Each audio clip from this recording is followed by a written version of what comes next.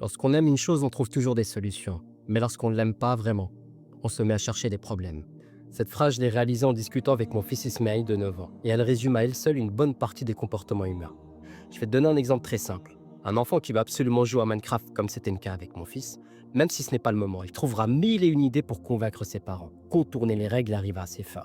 Mais quand vient l'heure de faire ses devoirs, là, soudain, il a mal au ventre, il n'a pas encore pris son goûter, ou bien il invente toutes sortes d'excuses pour pas s'y mettre tout simplement. Et ce comportement, il n'est pas uniquement chez les enfants, c'est pareil chez les adultes. Un passionné de football sera prêt à jouer même à 6 heures du matin, sous la pluie et dans le froid. Mais si sa femme lui demande de monter un meuble ou de repeindre une pièce, là, soudain, il trouvera mille prétextes pour éviter de le faire. Et hélas, avec le Coran, c'est souvent la même chose aussi. On entend entre le travail et les enfants, j'ai pas le temps, je suis trop fatigué, j'ai peur d'oublier, alors qu'en réalité, si on aimait vraiment le Coran, comme on aimait nos passions, nos loisirs ou même nos séries préférées, on trouverait toujours une façon de l'intégrer dans nos vies. Parce que celui qui aime, il ne compte pas, il agit. Voilà la clé.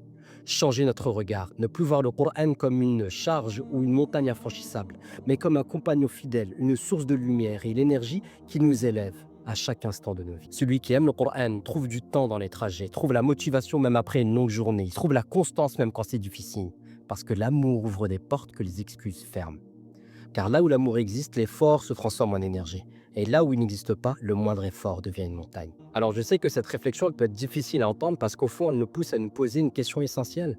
Est-ce que j'aime vraiment le Coran? Et si oui, est-ce que mon amour se traduit en action? Je te demande pardon si ces mots heurtent ta sensibilité. Mais si tu veux dépasser ces blocages et prouver à toi-même que ton amour du Coran est réel, je t'invite à rejoindre notre atelier en ligne offert Révèle Action, de la lecture à la mise en pratique du Coran.